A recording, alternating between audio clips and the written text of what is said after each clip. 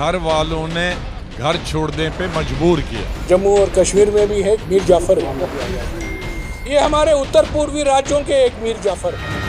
73 साल के गुलाम नबी आजाद ने जिस पार्टी को अपनी जिंदगी के 5 दशक से ज्यादा का वक्त दिया, अब उसी पार्टी के खिलाफ उन्होंने मोर्चा खोल दिया है। गुलाम नबी आजाद ने कांग्रेस से इस्तीफा देकर अपने राजनीतिक करियर की नई शुरुआत की है। वो अब फिर से जम्मू कश्मीर की राजनीति में सक्रिय हो गए हैं। जम्मू कश्मीर में रैलियां कर रहे हैं। गुलाम नबी आजाद जल्द ही नई पार्टी बनाकर अगला चुनाव लड़ सकते हैं। गुलाम नबी के इस फैसले को लेकर कई सवाल हैं। सवाल ये है कि अब बीजेपी की मदद से जम्मू कश्मीर में नई सरकार बनाने का है गुलाम नबी आजाद का प्लान। ये सवाल इसलिए भी उठे क्योंकि राज्यसभा से उनकी विदाई में जिस तरह प्रधानमंत्री नरेंद्र मोदी ने उनकी तारीफ की थी, उससे बीजेपी के साथ गुलाम नबी आजाद की नजदीकियों की चर्चा बढ़ गई थी। गुलाम नबी आजाद की रणनीति क्या है? क्या सिर्फ कांग्रेस को हराना उनका मकसद है या फिर जम्मू कश्मीर की राजनीति में बड़े बदलाव की वजह बनेंगे आजाद? क्या अनुच्छेद 370 जैसे अहम मुद्दों पर अपना स्टैंड बदलने को तैयार होंगे आजाद? 370 पर आपने अभी एक बड़ा बयान दिया है, आपका इशारा क्या है? मेरा इशारा कुछ नहीं, हकीकत पे मबनी। एक होता है हकीकत, एक होता है इल्यूजन। एक हवा में रहना और एक सपना बनाना और सपने को बेचना। मैं साइंस स्टूडेंट रहा, पीयूसी से लेकर एमएससी तक, और वहां प्रैक्टिकल में जो पास हो गया, थ्योरी के बहुत कम नंबर मिलते हैं। और वो पॉलिटिक्स में मेरा हमेशा, वो जो एमएससी मैंने किया साइंस में, वो मेरा एक गाइडिंग लाइन रही। मैंने कभी थ्योरेटिकल पॉलिटिक्स नहीं की, मैंने हमेशा प्रैक्टिकल पॉलिटिक्स की। एक है पार्लियामेंट का रूट, एक है सुप्रीम कोर्ट का रूट। पार्लियामेंट का रूट है कि आपको 2/3 मेजॉरिटी चाहिए, कॉन्स्टिट्यूशन अमेंडमेंट। तो सपना देखना और दिखाना कोई मना नहीं कर सकता, मैं नहीं कर दिखाए देखे, लेकिन हकीकत है आज आर्टिकल 370 को 3 साल 1 महीना हुआ, सुप्रीम कोर्ट गए हुए लोगों को 3 साल हुए। 3 साल में माननीय सुप्रीम कोर्ट ने अभी पहली हियरिंग नहीं की। मैंने जो वकील हैं हमारे साथी पार्लियामेंट में जो देखते हैं, मैंने उनसे कल बात की कि कुछ है फोर्थ कमिंग का, फोर्थ कमिंग भी कुछ नहीं है। ये तमाम चीजें कोशिश की हैं और फ्यूचरिस्टिक चीज है। हमारा इलेक्शन 2 महीने में हो सकता, मैक्सिमम 5 महीने में हो सकता। तो मेरा ये कहना है, अब मैंने अपने लिए कहा, मैंने किसी को नहीं बंद किया कि आप कहो कि वो लाएंगे 370, 303 सीटें, यहां इनको 2 से पर लगाएंगे, 2 जीरोज लगाएंगे तो 300 हो गया भाई, हो गया। मैं अपने लिए कहता हूं कि मैं 370 को इस इलेक्शन में इशू नहीं बनाऊंगा। मैं आपसे ये पूछ रहा हूं कि ये जो आपके बारे में राय बनती है कि आप बीजेपी पर सॉफ्ट हैं, पिछले दिनों हम लोग गए थे रायपुर में और वहां हमने बात की मुख्यमंत्री से, बघेल साहब से। मैं आपको दिखाना चाहता हूं उन्होंने क्या कहा और मैं जानना चाहूंगा कि उस पर आपकी क्या राय है। कर्ज तो उतारना ही पड़ेगा ना गुलाम नबी आजाद साहब को। वहां सारे नेताओं को नजरबंद किया गया, जितने मुख्यमंत्री थे, चाहे उमर अब्दुल्ला है, उनके पिताजी हो, चाहे सईद साहब की सुपुत्री हो, सबको नजरबंद करके रखा गया, महीनों रखा गया। सवाल इस बात का है कि पूर्व मुख्यमंत्री गुलाम नबी आजाद साहब भी थे, उसको क्यों नजरबंद नहीं किया? बेचारे नए नए चीफ मिनिस्टर बने हैं, उनका कसूर नहीं है, क्योंकि असली सीनियर लीडर तो बम ब्लास्ट में मारे गए थे। तो चौथी लाइन वाले को पहली लाइन में, तो इनका नेशनल और पार्लियामेंट्री एक्सपीरियंस बहुत कम है। 3 चीफ मिनिस्टर कश्मीर में थे, दिल्ली में कोई नहीं था, इसलिए उनको कोई क्राइम चीफ मिनिस्टर ने नहीं किया था। एहतियात के तौर पे कोई प्रोसेशन न निकाले, पब्लिक को न भड़काएं, तो एहतियात के तौर पर प्रिकॉशन के तौर पर उनको नजरबंद रखना। गुलाम नबी आजाद कश्मीर में नहीं था। गुलाम नबी आजाद पार्लियामेंट था, पार्लियामेंट चल रहा था। मैं दिल्ली में कौन सा प्रोसेशन निकालता कश्मीरियों का है? दूसरा, उनको ये मालूम है सेशन चल रहा है पार्लियामेंट का, तो लीडर ऑफ अपोजिशन को अगर अरेस्ट करें बगैर किसी चार्ज के, तो कौन सा चेयरमैन लोकसभा का या राज्यसभा, चाहे वो बीजेपी से ही आया हो, वो उसको इजाजत देगी अरेस्ट करने की?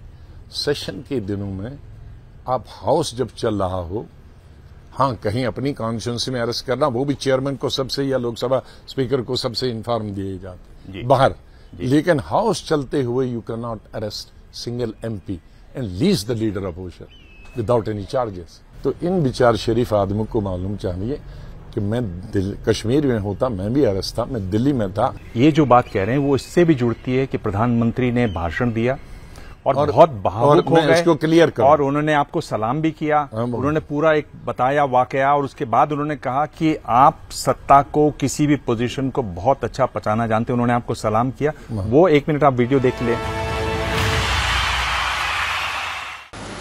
पद, सत्ता जीवन में आती रहती है, लेकिन उसे कैसे पचाना,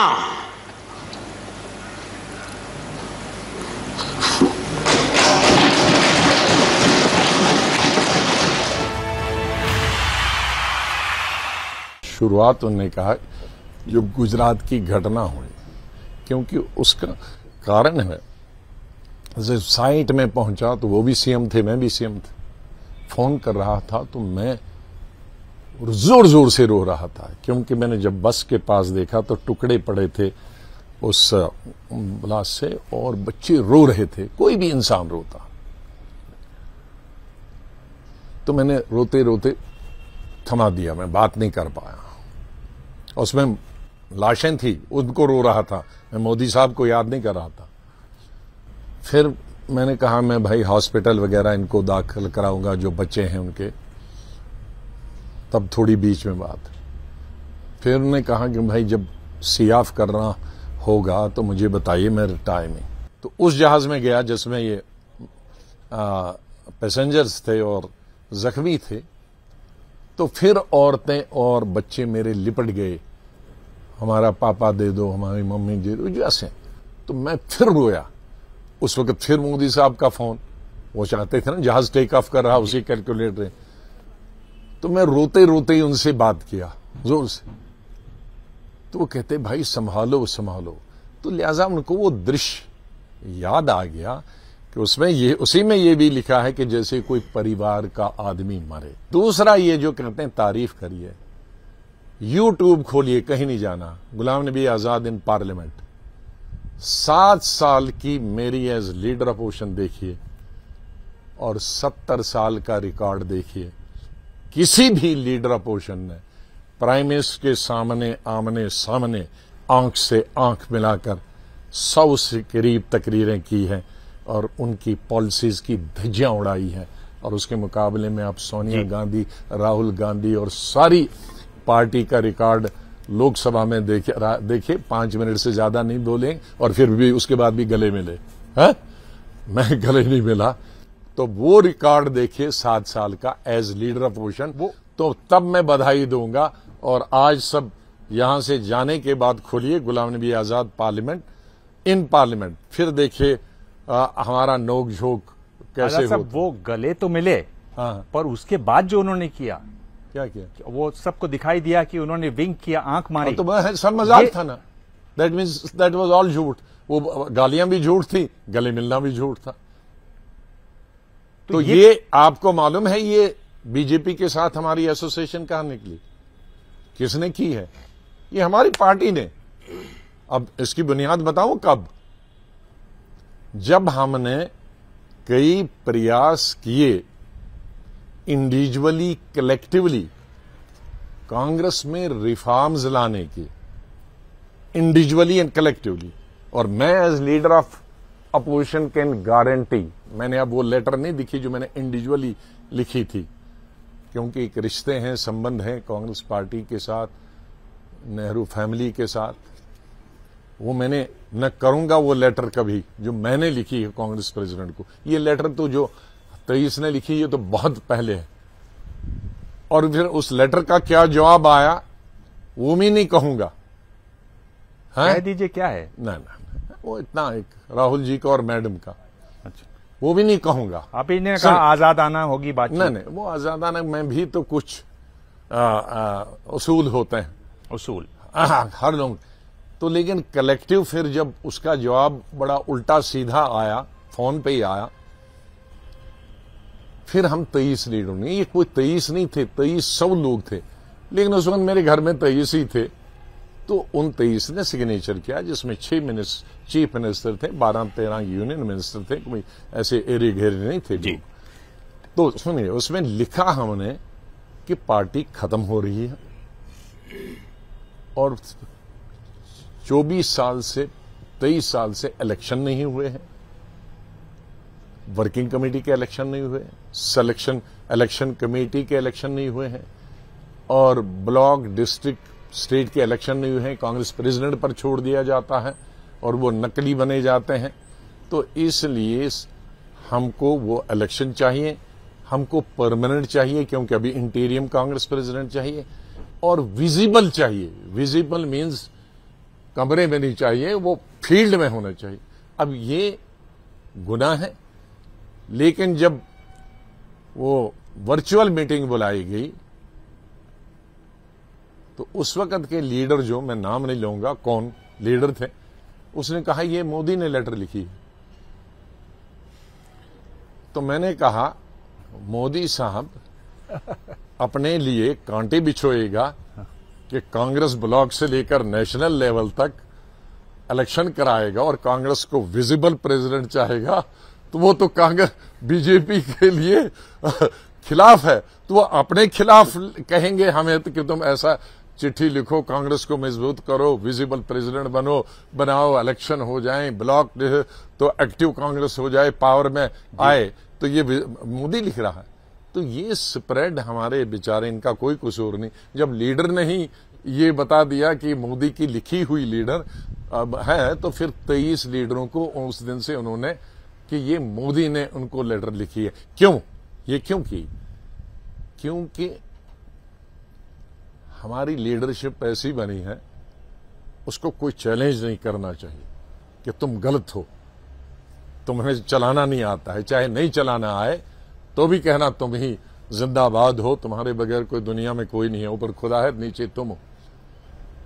लेकिन जब कांग्रेस मर रही हो, जब Congress leader of opposition Hindustan की हिस्ट्री में आप 55 लोग नहीं ले रहे हो, जहां कांग्रेस प्रेसिडेंट, प्राइम मिनिस्टर बनते बनते खुद अपनी सीट हार जाए और माइनॉरिटी सीट में भागना पड़े दक्षिण में जीतने के लिए, तो वहां खाली हवा फूंक दिखाने से क्या फायदा?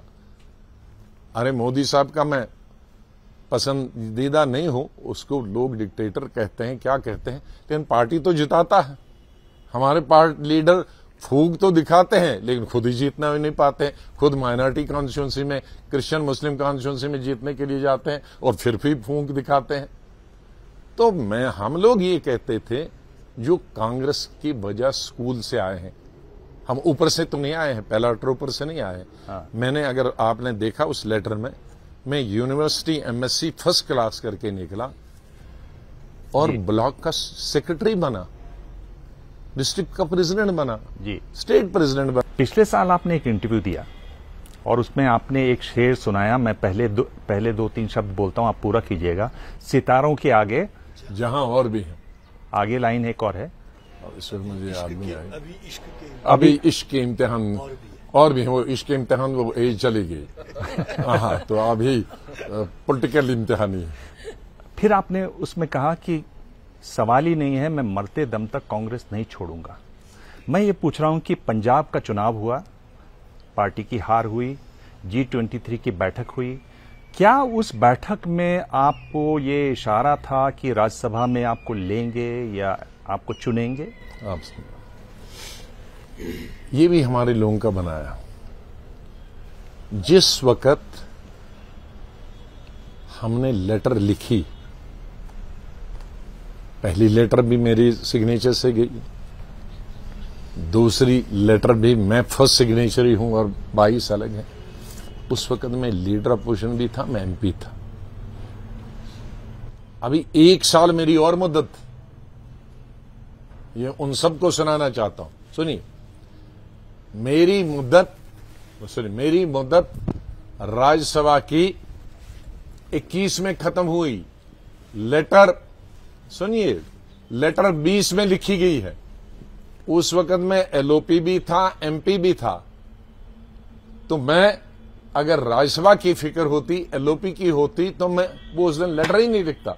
जिस वक्त मैंने पहली लेटर लिखी, मेरे कोलीग्स को था, तो मैंने कहा भाई तुम कहते हो अगर तुम्हारी लेटर का जवाब नहीं आएगा तो फिर दूसरा लेटर लिखेंगे, लेकिन मैं गारंटी देता हूं दूसरा लेटर से पहले मैं एलओपी नहीं हूंगा।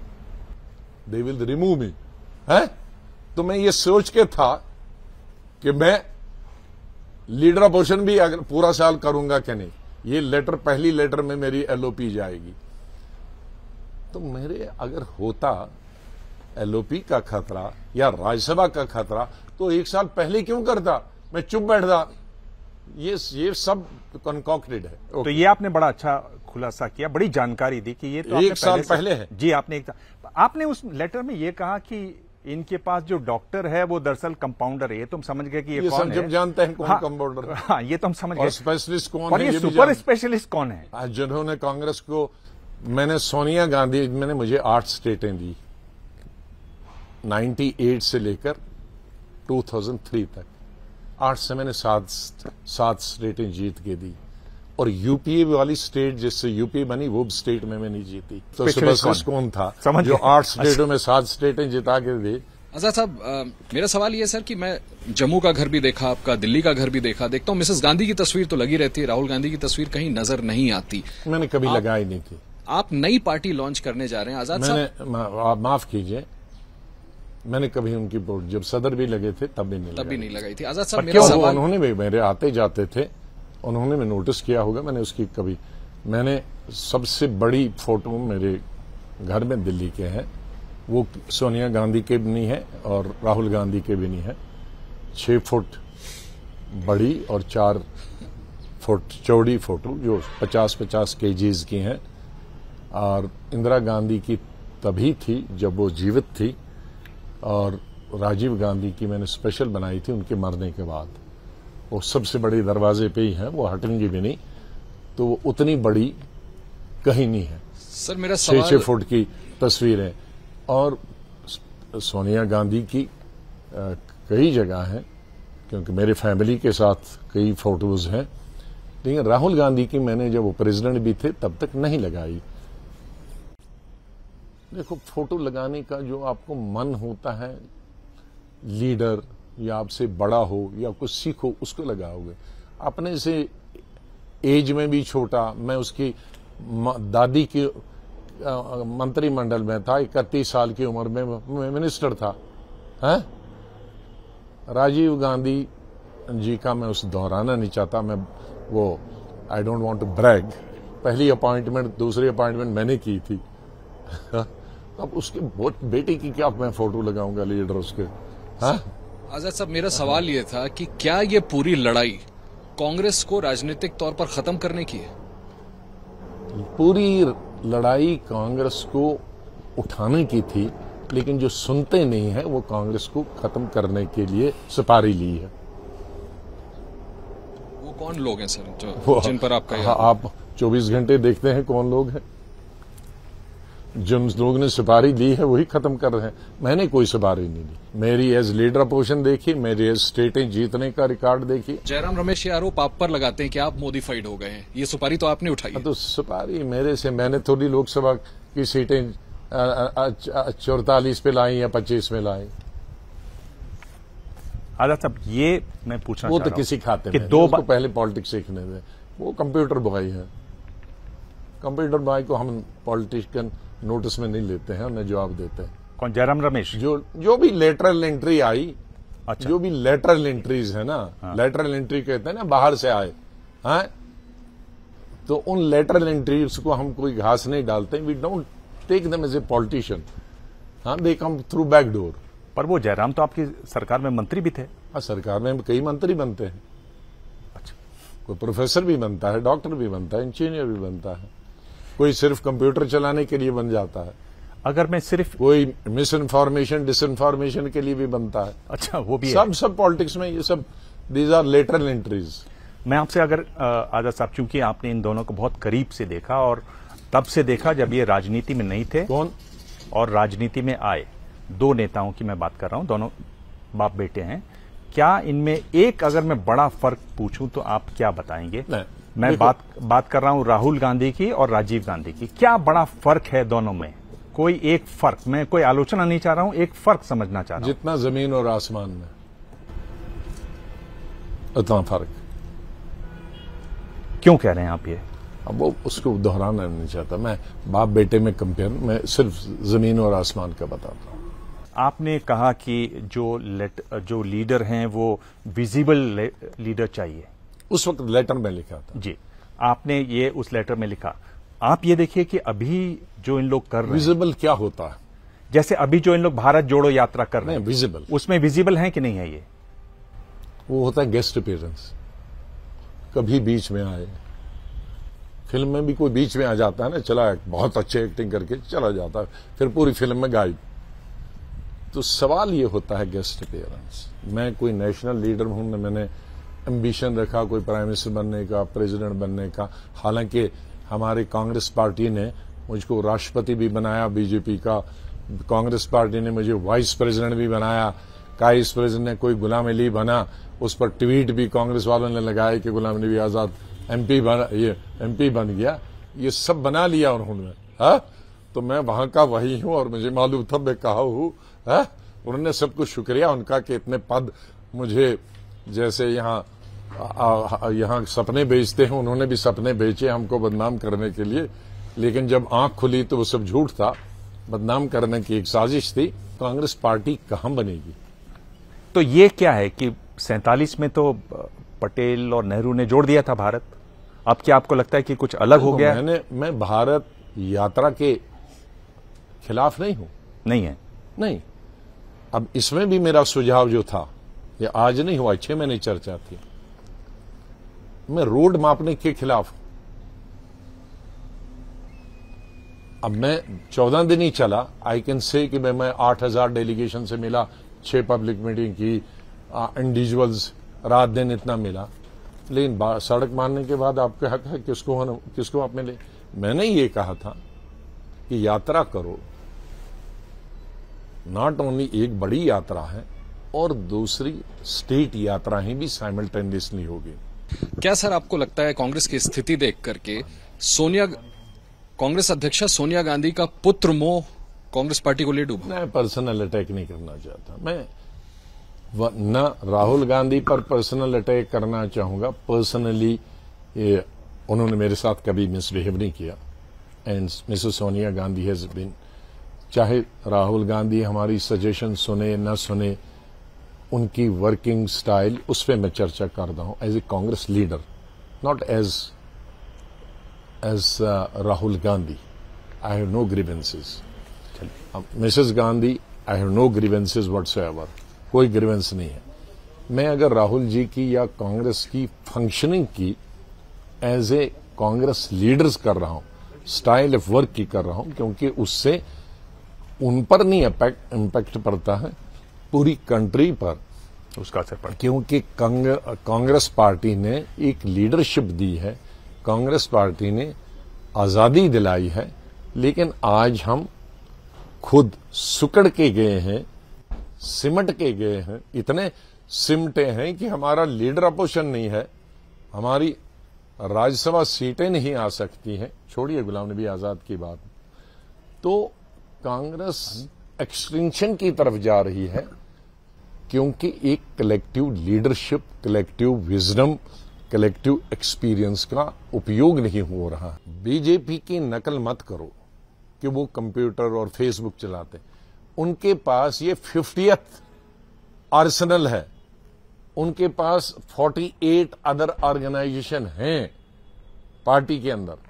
उन्हें यूथ के लिए हैं, बूढ़ों के लिए हैं, बुजुर्ग के लिए हैं, आर्मी के लिए हैं, एयरफोर्स के लिए हैं, सिक्योरिटी जो रिटायर्ड लोग हैं, बूढ़ों, टीचर्स हैं, फला हैं, आरएसएस है, बजरंग दल है, फला है, ये चीजें हैं। हमारे पास सिर्फ कांग्रेस पार्टी। तो ये ट्वीट हैं उनके लिए जो उधर जमीन में नहीं जा सकते। उनकी जमीनी फौज है, उनकी बर्री फौज है, उनकी बहरी फौज है। ये होता है कि और 80 हैं, हमारे कुछ हैं सिर्फ कांग्रेस पार्टी, आजादी और लोगों के पास जाओ, वो हम करते नहीं। हम सिर्फ ये मिसाइल्स फेंकते हैं, उस और कहीं वो पानी में जाता है, वो पहाड़ में जाता है, वो उन भी निशाने पे नहीं लगता है।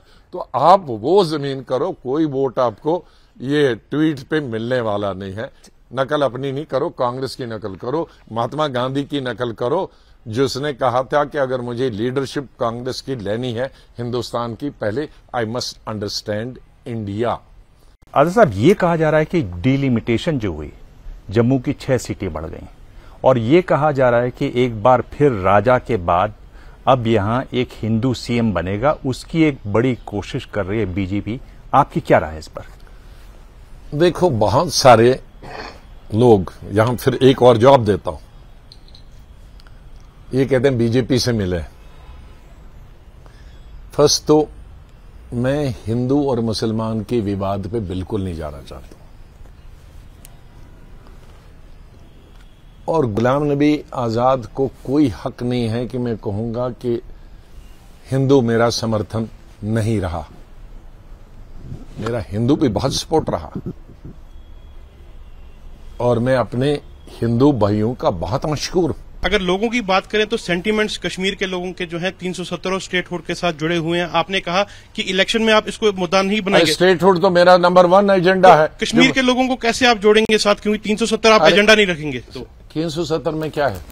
अरे मैंने जम्मू में एजेंडा नंबर 1 स्टेटहुड, नंबर 2 जमीन, और क्या कहते हैं लोकल्स के, ये लोकल यहां, these are number 1 and number 2। Number 3 article 370 चाहे कुछ भी हो, मैंने बंद कहा नहीं, मैंने किसी को नहीं बेवकूफ बनाया। मैंने कहा कि वो फ्री है रखने के लिए, लेकिन मैं कोई ऐसा गलत नहीं कहूंगा जैसे 50 साल में कई बताए गए हैं जिनमें से एक भी पूरा नहीं हुआ। मैं एडिटर हूं न्यूज कश्मीर।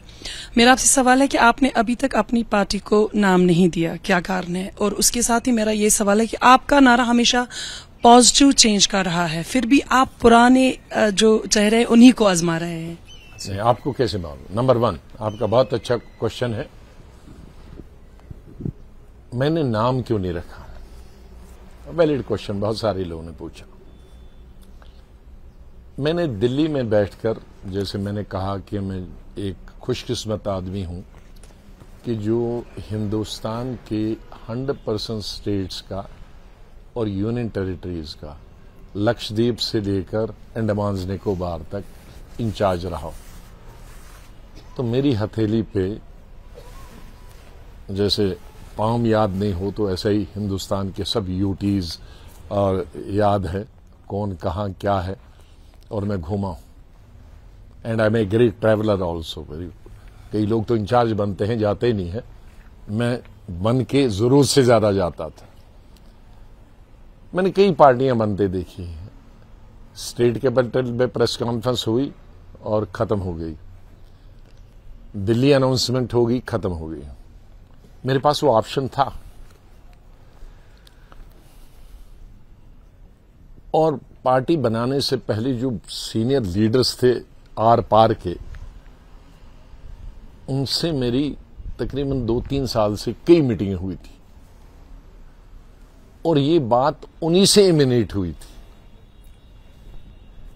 जिसमें आज पीसीसी प्रेसिडेंट चिल्लाता है ना, वो उसमें फ्रंट रनर था, है? तो और जो आज आए हैं ये भी थे। ये कह रहे थे कि भाई दिल्ली अपनी मनमानी चाहता है, जिसको पिकअप करता है प्रेसिडेंट बनाता है, जिसको करता है और उसी के थ्रू चलाता है, वो सुनता नहीं है। वो खुद भी कुछ थ्योरेटिकल हैं, यहाँ के बारे में भी थ्योरेटिकल हैं। तो आप अपना बनाइए, आप अपना चलाइए, आपको उनके रहम करम की जरूरत नहीं। वो कौन सा एक सीट जिता सकते हैं आपकी जम्मू में या कश्मीर में? उनका खुद नहीं अपनी जीत सकते तो जम्मू कश्मीर क्या जिता सकते? नाम कब तक रखेंगे? मैंने परसों अनाउंस किया है, विदिन 10 डेज। Within 10 days. हाँ, आजाद साहब, आप एक हफ्ते अब वो 10 डेज घटते जाएं, तब से अब तो 7 ही दिन है। 7 दिन। बिल्कुल। अब एक हफ्ते में आजाद साहब आप नई पार्टी की घोषणा करेंगे और नया झंडा भी। बिल्कुल। लेकिन आप जो राजनीतिक पृष्ठभूमि जिसमें आप हैं वो एक क्षेत्रीय पार्टी वाली है, लेकिन आप क्षेत्रीय पार्टी नहीं बनाकर एक नेशनल पार्टी की घोषणा करने वाले हैं। तो ये दोनों आप किन को टारगेट कर रहे हैं? जो नेशनल पार्टीज हैं कि आप कांग्रेस की छोड़ी हुई जमीन पे जा रहे हैं या रीजनल पार्टी? मैं अपने सिर्फ आपको डिफेंड करता हूं। इस्लाम में भी है, हर धर्म में भी है, और हिंदुस्तान की पॉलिसी भी है। फर्स्ट अटैक हम नहीं करेंगे, है? हाँ, अटैक का डिफेंस करना सब धर्मों में है, हमारे धर्म में भी है। मैं मुझ पर अटैक जब किया जाता है तो बीजेपी का तो अटैक करूंगा। हालांकि मैंने पूरा नहीं किया, जब करूंगा तो बहुत मुश्किल होगी उनको मेरे उस अटैक को बर्दाश्त करना। हाँ, उस अटैक को मैं उस लेवल पे नहीं जाना चाहता हूं, चाहे वो वहां के लोग हों, यहां के लोग हों। सब कुछ मेरे पर क्या होगा? अगर मोदी ने हाँसू बहाए, ये कोई अटैक? मैं उनकी हुकूमत का मैं उनका एमपी नहीं, हुकूमत में नहीं रहा हूं। मुझे सुनिए बात कर। और मैं जो उधर जाते हैं वो उनको जानते भी नहीं है। मैं तो 99 में वो भी जनरल सेक्रेटरी थे, मैं भी जनरल सेक्रेटरी था। हम तो अब ये कितने साल हुए तब से? 98 22 साल 24 साल। वो बीजेपी के जनरल सेक्रेटरी थे, मैं कांग्रेस का जनरल सेक्रेटरी। इसी तरह जैसे यहां बहस कर रहे हैं, वो बीजेपी के फेवर में करते थे, मैं कांग्रेस के फेवर में। तब जानता हूं। जब चीफ मिनिस्टर थे तब कई मीटिंगों में, चाहे वो बेंगलोर की मीटिंग हो, चाहे जयपुर की मीटिंग हो, एक ही मीटिंग में, एक ही होटल में, एक ही रहना खाना पीना, सब चीफ मिनिस्टर सब। जब वो एज मैं हेल्थ मिनिस्टर था, वो चीफ मिनिस्टर थे, तो मैं हेल्थ सब चीफ मिनिस्टरों से हर हफ्ते 2 दिन 1-1 घंटा बात करता था, ये हेल्थ करो। फिर लीडर अपोजिशन, एक ही लीडर अपोजिशन है और प्राइम मिनिस्टर है। तो मैं तो कह सकता हूं हमारी सैकड़ों फोटोएं हो सकती हैं, सैकड़ों डिनर टेबल हो सकते हैं, क्योंकि एक छत में है, एक ये सिस्टम में है। ये जो लोग जानते हैं उनका क्या ताल्लुक है उससे?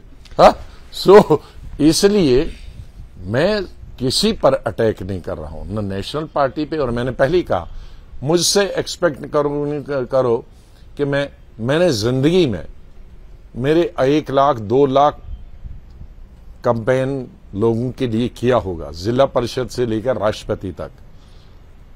राष्ट्रपति भी थे, उनकी भी कैंपेन पूरे की थी अपने प्रणब जी के लिए जी, पूरी कंट्री में। मैंने मेरे खिलाफ ही लड़ता है या मेरी पार्टी के खिलाफ जो लड़ता था, मैंने जिंदगी में उसका मुंह पे कभी नाम नहीं लिया। आजाद साहब, पूरे मुल्क में जोड़ तोड़ की सियासत चल रही है और आप नेशनल कॉन्फ्रेंस के आप कांग्रेस के दिग्गज लीडर रहे हैं और बहुत सारे पदों पे रहे हैं। जब हम जम्मू कश्मीर की तारीख देख रहे हैं, 1984 में नेशनल कॉन्फ्रेंस को तोड़कर कांग्रेस के साथ जोड़ा गया और तख्ता पलट दिया गया फारूक अब्दुल्ला की सरकार का। 1987 में यहां इलेक्शन हुई और बड़े पैमाने पर रैगिंग हुई। दोनों जो मरहले हुए वो कांग्रेस सरकार में हुए। आप अपने आप को इसके लिए कितना जिम्मेदार ठहराते? संक्षेप में। आपने पहले 84 की बात बताई।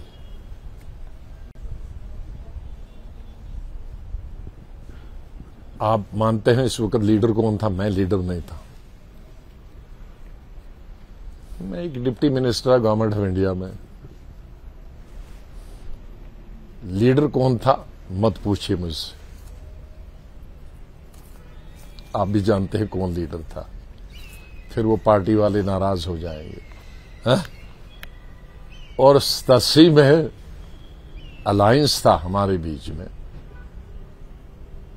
वो नेशनल लेवल पे हुआ था,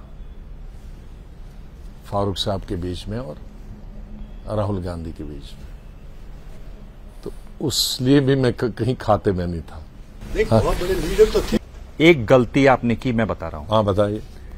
1957 में, और मैं चाह रहा हूं कि बहुत लंबा जवाब मत अच्छा, दीजिएगा। मैं स्कूल में था, मुझे करना चाहिए था। सर मेरी बात सुन लीजिए। 57 जी, 1957 में यहां वाल्मीकियों को लाया गया। वाल्मीकि वो लोग हैं जो आपके टॉयलेट साफ करते हैं, सर पर मैल उठाते हैं, नाइट सॉइल उठाते हैं, मल उठाते हैं। उनको लाया गया, उनसे तरह तरह के वादे किए गए। न तो उनके पास वोटिंग के राइट्स हैं असेंबली में, न उनको यहां पे डोमिसाइल हैं, न उनको बच्चों को यहां पर नौकरी मिलती है। आजाद साहब, उनके साथ मैं बहुत लंबे समय से जुड़ा हुआ हूं। आप मुख्यमंत्री रहे, इस बारे में आपने भी कुछ नहीं किया। पंजाब से उनको यहां लाया गया था। हमारे यहां न सिर्फ पंजाब से लाए हुए, हमारे क्रिश्चियन भाई जम्मू में, वो भी पहले यही काम करते थे। सर, जो लोग आपके टॉयलेट साफ करेंगे, लेटरिन साफ करेंगे, वो उनके बच्चों को यहाँ पे जगह नहीं है नौकरी की। सुनिए, वो वोट नहीं दे सकते। वो तो आपको मालूम है, मैं उनको भी वोट बनाना चाहता था और डिसप्लेस लोग उधर के भी थे, लेकिन मैं अकेला पार्टी नहीं था, मेरा यहाँ अलायंस था। सुनिए सर, अगर आप सुनिए, मान रहे कि ये गलती हुई, सुनिए मेरी, ये तमाम किसी ने नोटिस में नहीं लाया और आज तक भी उन्होंने नहीं लाया, आप बता रहे हैं। सुनिए, ये एक और चीज में मैं उन लोगों को रिजर्वेशन भी देना चाहता था। मैं सिख कम्युनिटी, मैंने अभी इलेक्शन कमीशन में भी लिखा कि क्रिश्चियन और सिख को, आप वो छपा सब जगह, जब ये डिलिमिटेशन एक सिख के लिए और उन क्रिश्चियन के लिए जो अब वो जो आप बता रहे हैं वो बन गए हैं क्रिश्चियंस, उनमें से बहुत सारे लोग, तो उनके लिए इलेक्शन कमीशन को भी, और वो सबको छपा, मैंने I took up this matter with them, reservation. Azad साहब, आपकी पार्टी बनने से पहले ही बड़े बड़े नेता आपके साथ जुड़ रहे हैं। चलिए मान लेते हैं कि आप अपने ब्रांड की वजह से कल को आप इलेक्शन भी जीतेंगे, मुख्यमंत्री भी बनेंगे। ना स्टेटहुड है, ना डोमिसाइल राइट्स है, ना आईएएस आईपीएस को ट्रांसफर करने के इख्तियार हैं। कहीं आप अरविंद केजरीवाल टाइप सरकार तो नहीं बनेगी और उससे ज्यादा तो नहीं खींचेंगे? क्योंकि अरविंद केजरीवाल जी के पास सॉफ्ट हिंदुत्व का कार्ड होने के बावजूद ये दुर्दशा हो रही है। आप तो उस मामले में गुलाम नबी हैं। कई मीटिंगों में मैंने यही बताया कि हमें यूटी स्टेट नहीं चाहिए, is a full fledge state. UT state हमारी पौंडीचेरी की भी है, यूटी स्टेट हमारी दिल्ली की भी है, असेंबली भी है और लेफ्टिनेंट गवर्नर। हमारी स्टेट पर जो फैसला हुआ है, full fledge state headed by the governor, जिसके सब ऑफिसर आईएएस वगैरह नॉन आईएएस उसके तहत होंगे, जिसमें कोई गवर्नर का कोई दखल नहीं होगा, एक्सेप्ट जो कॉन्स्टिट्यूशन में हर गवर्नर को है, वो उस गवर्नर को जो हमारे यहां भी पहले था गवर्नर की, वो होगा। बल्कि इसमें उस गवर्नर की और कम होगी फुल फ्लैज, क्योंकि 370 में जरा गवर्नर्स की ज्यादा पावर्स थी, असेंबली की पावर्स उसको शिफ्ट होती थी, तो वो पावर्स कम होंगी। एक मिनट, गवर्नर का वो बिल्कुल नहीं, एक्सेप्टेबल नहीं, उस हम स्टेट को एक्सेप्ट ही नहीं करेंगे। I will be the first person to oppose that and resign, जो भी गवर्नमेंट होगी या नहीं है, नॉट एक्सेप्टेबल। दूसरा ये कहूंगा कि दो चीजें स्टेटहुड इन कंडीशन पे होगी एक्सेप्टेबल, फुल फ्लैज। दूसरा, जमीन और नौकरी, इसके दो रास्ते हैं, parliament but another is assembly also. Uttar Pradesh में मदरसों के सर्वे की बात चल रही है, सर्वे हो रहे हैं वहां पर, इस पर आपकी क्या राय है? असदुद्दीन ओवैसी का कहना है कि ये एक तरीके से मिनी एनआरसी है। मिनी एनआरसी है। देखो, मुझे नहीं मालूम, मैं ना असदुद्दीन मदरसे का जो सर्वे है उस पर आप क्या समझते हैं? मुझे ये भी नहीं मालूम सर्वे क्या हुई है, लेकिन ये कहना गलत है कि मदरसे में कोई एंटी नेशनल तालीम दी जाए, गलत। अगर आजादी से पहले के लीडर जितने फ्रीडम फाइटर,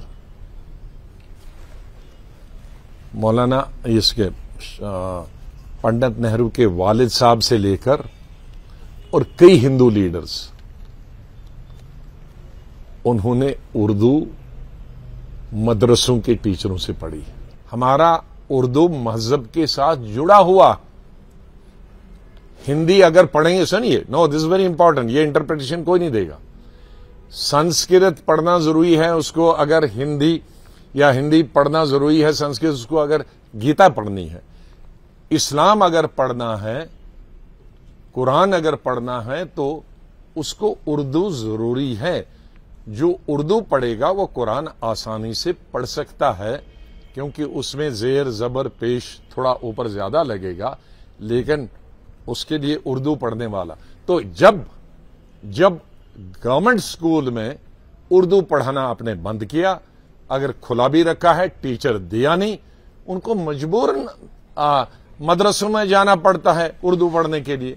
तो आप उसको को उर्दू पढ़ने के लिए गया या कुरान तालीम हासिल करने के, तो मिलिटेंट हो गया। I don't by that story. Sir, एक ये जो सवाल है जिस पर आज देश में बड़ी चर्चा है हिंदुस्तान भर में, अयोध्या का, और अगर कोई मिलिटेंट होगा वो मदरसों से बाहर भी है। और पंजाब में कौन से मदरसे थे भाई? हैं? आजाद साहब आगे चलें, आगे चलते हैं। आगे चलिए जी। ये जो अयोध्या का मसला है वो तो कोर्ट से निपटा है? अयोध्या का मसला कोर्ट से निपटा, सुप्रीम कोर्ट से निपटा। हाँ। ज्ञान व्यापी का आप एक मुद्दा आ गया है। आपका प्लेसेस ऑफ वर्शिप एक्ट भी है जो नरसिम्हा राव सरकार में बना। क्या इस तरह से नए और चैप्टर खुलने चाहिए? इन पर कोर्ट में बात होनी चाहिए? इस पर आपकी क्या राय? देखो, कई लोग, मेरे ख्याल में, मुझे नहीं मालूम बीजेपी या आरएसएस के किसी लीडर से ये जवाब आया था, आई डोंट रिमेम्बर किसी, उन्होंने कहा था वह हर मस्जिद को आप डम नहीं कर सकते हैं कि वहां मोहन भागवत का। तो कुछ चीजें आरएसएस के लोगों ने, चाहे आप उनकी फिलॉसफी को माने या न माने, but this is a welcome thing. ऐसा नहीं कि मोहन भागवत से ये स्टेटमेंट आया तो आप कहोगे मोहन भागवत की आप 10 चीजें बुरी लगते हैं तो ये अच्छी चीज। अगर अच्छी चीज कही तो हर मुस्लिम या हर हिंदुस्तानी को अप्रिशिएट करना चाहिए। कुछ हमने सवाल ट्विटर से मांगे थे और उसमें निश्चित रंजन राजपूत हैं, उनका कहना है कि आपको अभी आराम करना चाहिए। एक अमरदीप पवन है, वो ये कह रहे हैं कि जब आप राज्यसभा में थे तो आपने कांग्रेस पार्टी क्यों नहीं छोड़ी? बहुत संक्षेप में। क्या कांग्रेस पार्टी? जब आप राज्यसभा में थे तब आपने कांग्रेस पार्टी क्यों नहीं छोड़ी? ये अमरदीप पवन पूछ रहे हैं। मैं पवन जी को समझता हूं कि गांव के अगर होंगे तो ज्यादा अच्छी तरह से समझते हूं कि शहर के हों तो शायद वो किचन में नहीं गए होंगे, लेकिन जाएं तो और उसमें पतीले में चूल्हा अगर हो, चूल्हे अब खत्म हो गए हैं, गैस पर पानी रखें और और फुल स्पीड में गैस रखें और उसमें पानी को उबलते देखें। तो पहले पानी ठंडे से नीम गर्म होगा, फिर गर्म होगा, फिर बहुत गर्म होगा, गुड़ गुड़ करेगा। वो आपको कहता है कि मुझे गर्मी बर्दाश्त नहीं हो रही है, आप चूल्हा बंद करो, आप गैस बंद करो या मुझे नीचे उतारो। लेकिन जिसने गर्म करने के लिए या तो वो एब्सेंट है या उसको नतीजा नहीं मालूम है, तो गर्म इतना पानी हो जाता है कि वो ढक्कन को फेंक देता है और पानी निकल आता है। तो यही हुआ आपके साथ कांग्रेस में? यही हुआ।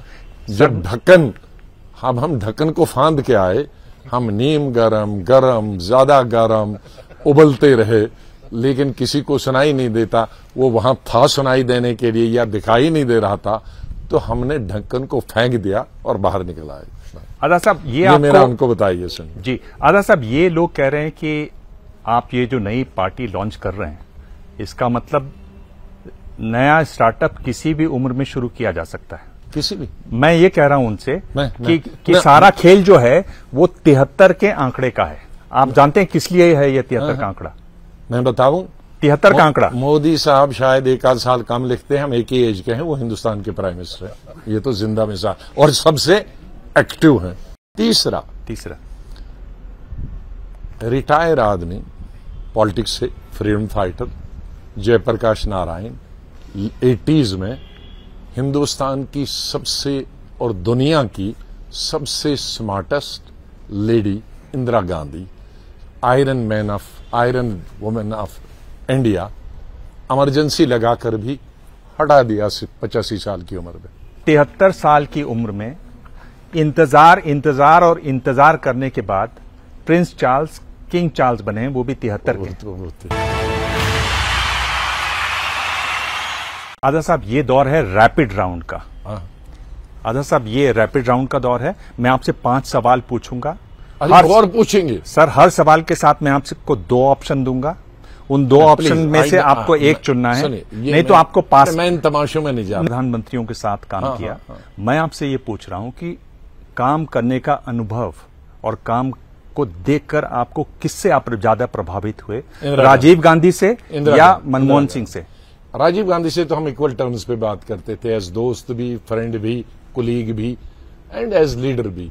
बट इंदिरा गांधी के साथ हमारा, क्योंकि इंदिरा गांधी, मुझे एक ने कहा, हमारे दोस्त हैं, एक्स मिनिस्टर हैं, कहा कि आपकी सबसे बड़ी बदकिस्मती यह है कि आपका टीचर, सुनिए, टीचर या तो मर जाता है या चेंज होता है।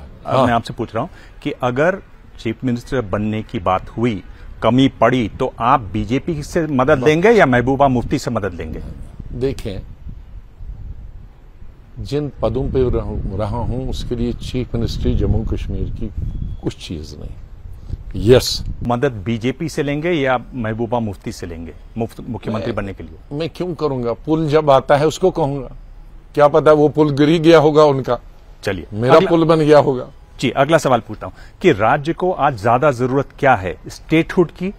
जम्मू कश्मीर को आज ज्यादा जरूरत क्या है, स्टेटहुड की या प्रोग्रेस की, विकास की? स्टेटहुड के बगैर प्रोग्रेस नहीं होगी, ये कनेक्टेड है।